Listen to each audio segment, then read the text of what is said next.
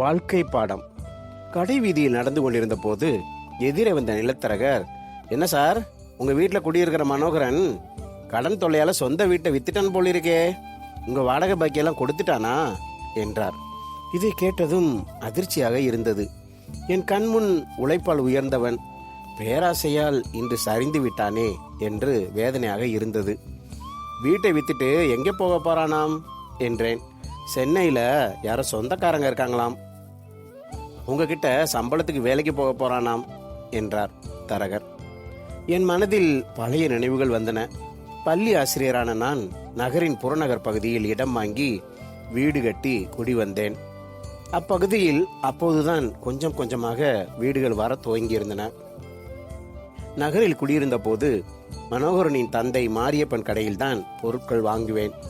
புது வீட்டுக்கு வந்ததும் ஒரு முறை மாரியப்பன் கடைக்கு சென்றிருந்த போது, மாரியப்பா, பேசாம எங்க வீட்டு பக்கம் கடை போட வந்துருங்க என்றேன் விளையாட்டாய்.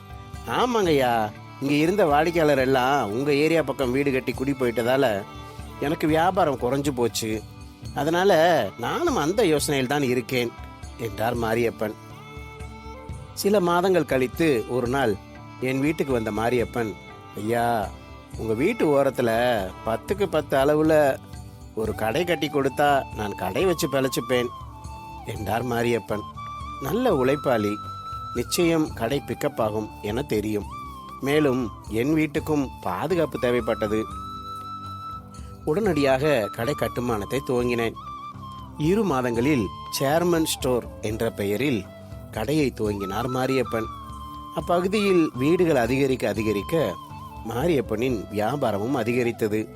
ஆனால் எனக்குத்தான் தொல்லை அதிகமானது. கார்னர் வீடு என்பதால் வீட்டு வாசலில் எந்த வாகனத்தையும் நிறுத்த முடியவில்லை. போக்குவரத்து அதிகரித்ததால் குழந்தைகள் விளையாட முடியவில்லை. இதனால் வீட்டை மாரியப்பனுக்கே வாடகைக்கு விட்டுவிட்டு 2 தெரு தள்ளி புதிதாக நான் கட்டியிருந்த மற்றொரு வீட்டிற்கு குடிபெயர்ந்தேன்.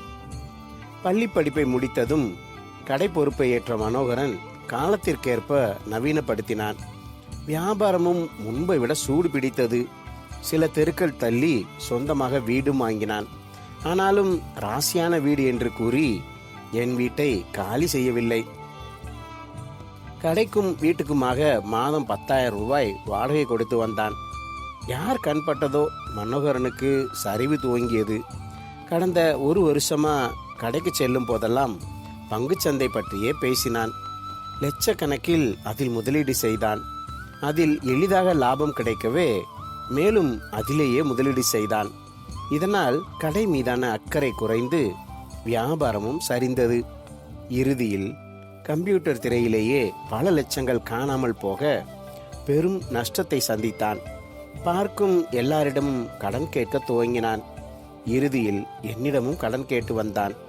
என் மகன் மற்றும் மகள் நல்ல வேலையில் இருப்பதும் என்னிடம் பணத்துக்கு பஞ்சமில்லை என்பதும் அவனுக்கு தெரியும். நானும் ஏதோ வியாபாரத்தில் பிரச்சனை என்று எண்ணி 2 லட்சம் ரூபாயை தூக்கி கொடுத்தேன். அப்புறம்தான் விஷயம் தெரிந்தது. மீண்டும் 2 நாட்களில் திருப்பி தருவதாக கூறி பணம் கேட்டு வந்தான். இதையும் பங்கு சந்தையில் கரைத்து விடுவானோ என்று பயந்து பணம் இல்லை என நிர்தாட்சணியமாக மறுத்துவிட்டேன். ஆனாலும் இரக்கம் எட்டி பார்த்தது. என்னிடம் பணம் இல்லை, ஆனா நீ எனக்கு இந்த மாசத்துல இருந்து வாடகை தர வேணாம், அதை தொழில போட்டு முன்னேறப்பாரு, எப்ப உன்னால வாடகை கொடுக்க முடியுமோ அப்ப கொடு என்றேன். ஆனால் பங்குச்சந்தை போதையில் இருப்பவன் காதுகளில் இதெல்லாம் ஏறவா போகிறது? இறுதியில் கந்து வட்டி மற்றும் மீட்டர் வட்டி என கடன் வாங்கி இப்போது அனைத்தும் பூதகரமாகி வீட்டை விற்று கடன்களை அடைத்து வருகிறான். எனக்கு 10 மாத வாடகையும் கடன் வாங்கிய 2 லட்சம் ரூபாயும் சேர்த்து 3 லட்சம் ரூபாய் தர வேண்டும். எப்போது தருவான் என்பது தெரியவில்லை. இந்த சிந்தனையுடன் நடந்து வந்தபோது கந்துவட்டி அருணாச்சலம் எதிரே வந்தான். என்னப்பா இந்த பக்கம் என்றேன். மனோகரனுக்கு பணம் கொடுத்திருந்தேன், ரொம்ப நாளாச்சு, பிரச்சனை செய்தேன், இப்ப பணம் தந்தான், வாங்கிட்டு போறேன் என்றான். வீட்டை விற்று செட்டில்மெண்டை துவங்கிவிட்டான் என்று தெரிந்தது.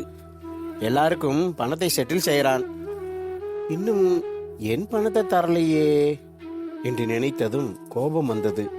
நேராக கடைக்கு போய் அவனை 4 வார்த்தை நறுக்குன்னு கேட்கணும் போல் தோன்றியது. அப்போது மொபைல் போன் சினுங்கியது. உரக்கடை தனசேகரன் பேசினான். சார், உங்க பழைய வீட்டு தோட்டத்து வெண்டி செடிக்கு மருந்து வேணும்னு காலையில மருந்து வாங்கிட்டு போனான் மனோகரன். அதுக்கு மிக்சிங் சொல்ல மறந்துட்டேன். அவன் ஃபோன் நம்பர் என்கிட்ட இல்ல, உங்ககிட்ட இருக்கா என்றான். தூக்கி வாரி போட்டது. தோட்டத்துல வெண்டி செடியே இல்ல, அப்புறம் எதற்கு மருந்து? லேசாக சந்தேகம் எழுந்தது. சரி, நான் பார்த்துக்கிறேன்.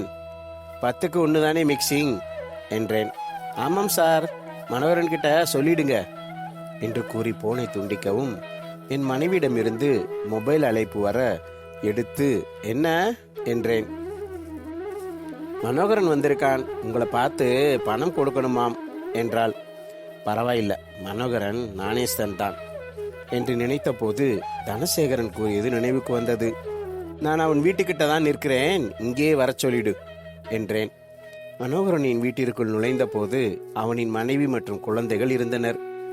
முகம் மாடி இருந்த அவன் மனைவி, உங்க வீட்டுக்கு தான் சார் போயிருக்கார் என்றாள். தெரியுமா, அவனை நான் இங்க வர சொல்லி இருக்கேன் என்றேன்.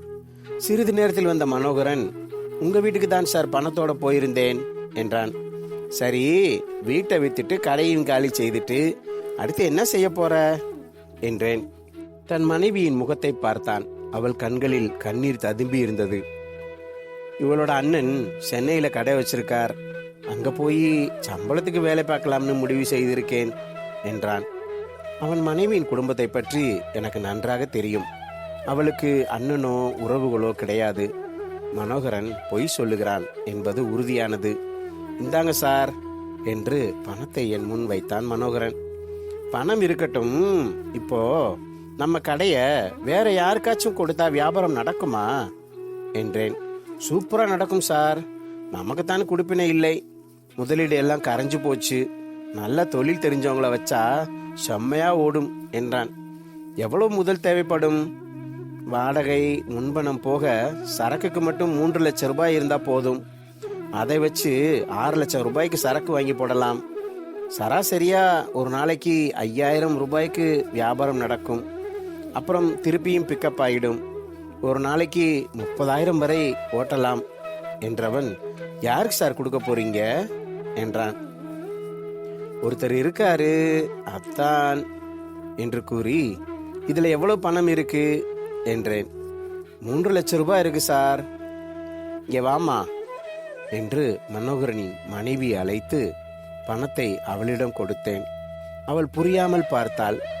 மனோகரன் தொழில் மேலேயும் நேர்மையிலேயும் எனக்கு நம்பிக்கை இருக்கு. ஆனாலும் அவன் செஞ்ச காரியம் தப்பு. அதனால இந்த பணத்தை உன்கிட்ட கொடுக்கிறேன். இதை வச்சு திரும்ப கடையை நடத்துங்க. ஆனா இதை நான் சும்மா கொடுக்கல, பதிலுக்கு நீங்க எனக்கு ஒன்று கொடுக்கணும். கணவனும் மனைவியும் குழப்பமாக பார்த்தனர். எங்க கிட்ட என்னங்கய்யா இருக்கு, எல்லாம் போயிடுச்சே என்றால் மனோகரனின் மனைவி கண்ணீர் மல்க. இருக்கிறதானே கேட்கிறேன். உன் புருஷன் வெண்டி செடிக்கு மருந்து வாங்கி வச்சிருக்கான்ல, அதை எடுத்துக்கொடு என்றேன். அதுவரை அடக்கி வைத்திருந்த அழுகை வெடிக்க கணவனும் மனைவியும் என் காலில் விழுந்தனர். நிச்சிடுங்க சார், வேற வழி தெரியல அதான் என்றான் மனோகரன். உலகத்துல வாழ 1000 வழி இருக்கு. பிரச்சனை வந்தவங்களை எல்லாம் சாகிறதுன்னு ஆரம்பிச்சா சுடுகாட்டுல இடம் இருக்காது. சரி விடு, பிள்ளைங்களை கூப்பிடு என்றேன். பிள்ளைகள் வந்ததும், மனோகரா, இவங்க தலையில அடிச்சு இனிமே பங்குச்சத்தை பக்கம் போக மாட்டேன்னு சத்தியம் செய் என்றேன்.